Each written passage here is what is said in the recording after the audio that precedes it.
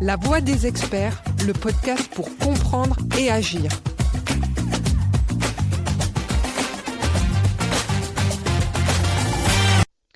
Bonjour et bienvenue dans ce nouvel épisode de votre podcast La Voix des experts, le rendez-vous Socotec dédié à la durabilité et à la conformité réglementaire.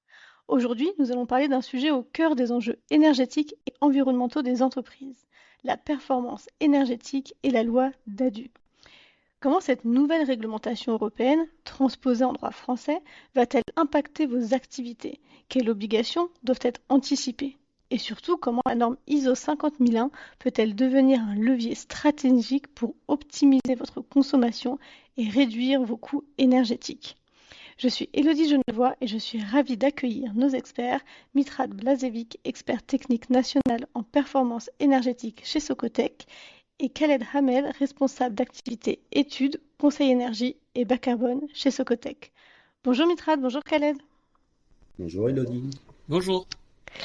Khaled, pour commencer, pouvez-vous nous expliquer ce qu'est la loi DADU et quelles sont ses principales ambitions? La loi DADU, promulguée le 30 avril 2025, transpose en droit français la directive européenne 2023-1791 sur l'efficacité énergétique. Son objectif est clair, accélérer la transition énergétique en imposant des obligations de réduction de consommation d'énergie aux entreprises, le secteur public, notamment les collectivités, et les centres de données. Cette loi modifie le Code de l'énergie pour intégrer de nouvelles obligations.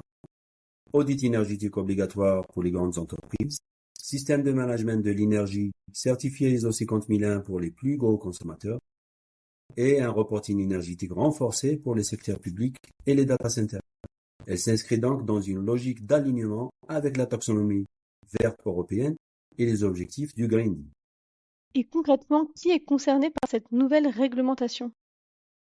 Donc la loi, elle s'applique à trois grandes catégories d'acteurs. Premièrement, les collectivités et les secteurs publics avec pour objectif la réduction de la consommation d'énergie finale de 1,9% par an par rapport à l'année de référence 2021, la rénovation d'au moins 3% de la surface des bâtiments publics chaque année et la transmission annuelle des données de consommation et de rénovation. En deuxième lieu, les data centers qui ont comme obligation un reporting environnemental et énergétique, ainsi que la valorisation de la chaleur fatale pour les data centers de plus de 1 MW de puissance installée. En cas de non-alignement à ces obligations, des amendes sont prévues jusqu'à 50 000 € peut être prononcées. En troisième lieu, les entreprises privées immatriculées au registre commerce, elles doivent quant à elles réaliser un audit énergétique réglementaire pour les entreprises avec une consommation de plus de 2,75 GWh d'énergie finale, mettre en place un système de management de l'énergie conforme à l'ISO 50001 pour celles d'entre elles qui ont des consommations qui dépassent 23,6 GWh par an, et définir et mettre en place un plan d'action obligatoire avec un reporting annuel et une justification des mesures non mises en œuvre. Et Khaled, pouvez-vous nous rappeler ce qu'est la norme ISO 50001 et en quoi elle aide les organisations à se conformer à la loi DADU? Alors, l'ISO 50001 est tout d'abord la première norme internationale de management de l'énergie. Elle repose sur le principe d'amélioration continue et fournit un cadre pour mesurer, suivre et réduire les consommations énergétiques. Elle s'adresse à tous les types d'organisations, industrie, PME, services, et leur permet d'identifier les usages énergétiques significatifs, mettre en place des indicateurs de performance énergétique, impliquer les collaborateurs dans une démarche de sobriété et optimiser les coûts tout en réduisant l'impact environnemental. C'est aussi une alternative à l'audit énergétique obligatoire reconnu par les pouvoirs publics. Et au-delà des aspects réglementaires, pourquoi il est important pour une entreprise ou une collectivité de mettre en place un système de management de l'énergie?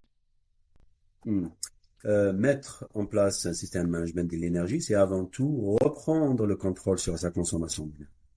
Aujourd'hui, l'énergie représente souvent jusqu'à 20% des coûts d'exploitation d'un site industriel ou tertiaire. Sans pilotage structuré, on ne sait toujours pas où et comment l'énergie est consommée. Donc un système de management de l'énergie, il permet de mesurer précisément les consommations et les pertes énergétiques, il identifie les gisements d'économie et les leviers d'efficacité, met en place des indicateurs de performance énergétique et suit leur progrès. Le système de management de l'énergie permet de structurer aussi une démarche continue d'amélioration et surtout impliquer les équipes dans un projet collectif et fédérateur. C'est donc un outil à la fois économique, environnemental et managérial.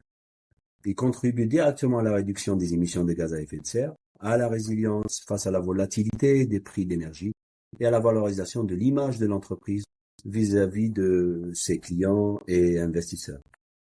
Merci Khaled. Et donc maintenant, Mitrad, est-ce que vous pouvez nous expliquer comment mettre en œuvre un système de management de l'énergie? Oui, bien sûr, Elodie. Donc chez Socotec, nous accompagnons nos clients à travers un parcours en 6 étapes, de A à Z. La première étape concerne le lancement, avec le cadrage du projet, la définition des rôles et des objectifs. Puis nous réalisons une analyse des écarts, avec la norme ISO 50001. C'est ce qu'on appelle, dans le jargon, le gap analysis. En parallèle, les équipes sont formées à la culture d'une politique énergétique au sein de l'entreprise. Nous réalisons ensuite une revue énergétique. Il s'agit de la partie technique du système de management de l'énergie. En 2 mots, l'objectif est d'identifier les usages énergétiques significatifs et les potentiels d'amélioration. Nous déployons ensuite le système de management de l'énergie à proprement parler, avec un plan d'action structuré et des indicateurs de suivi de la performance énergétique. Enfin, grâce à ces audits, que nous appelons des audits à blanc, nous préparons le client à la fameuse certification. Et pour finir, nous accompagnons le client jusqu'à la validation du certificat ISO 50001 qui est délivré par un organisme accrédité. Selon la maturité du client, ce processus d'accompagnement peut durer entre 6 et 18 mois. Est-ce que vous pouvez nous évoquer les bénéfices liés à cette démarche? Les bénéfices dans le cadre de la mise en œuvre d'un système de management d'énergie sont multiples. Le système permet une réduction des coûts, notamment l'identification rapide des dérives et anomalies de surconsommation ou gaspillage, la détection des consommations inutiles, la nuit, le week-end, et l'identification des gisements d'économie d'énergie avec la mise en place d'un plan d'action d'efficacité énergétique. D'autre part, le système permet de maîtriser et piloter ses consommations énergétiques de façon efficace. Enfin, le SME permet d'anticiper les obligations réglementaires telles que le décret tertiaire et la loi d'ADU, ainsi que de démontrer l'engagement RSE de l'entreprise. Est-ce que vous avez un cas client pour illustrer ces bénéfices? Nous avons l'exemple d'un industriel du secteur automobile certifié ISO 50001 depuis plus de 2 ans. Grâce à un plan de comptage intelligent et un monitoring en temps réel, il a pu réduire sa consommation de 10% en électricité et 20% en gaz naturel. Ceci tout en décarbonant son site industriel. Le retour sur investissement pour la mise en place du plan de comptage a été immédiat. Ce ROI a été boosté par les certificats d'économie d'énergie dont le dossier a été géré par notre filiale Socotec Énergie Pro. Cette démarche a également renforcé la résilience énergétique de l'entreprise face aux fluctuations des prix des énergies et au contexte géopolitique actuel. Et pour conclure, comment Socotec accompagne-t-il les acteurs publics et privés dans cette mise en conformité? Socotec agit comme tiers de confiance indépendant.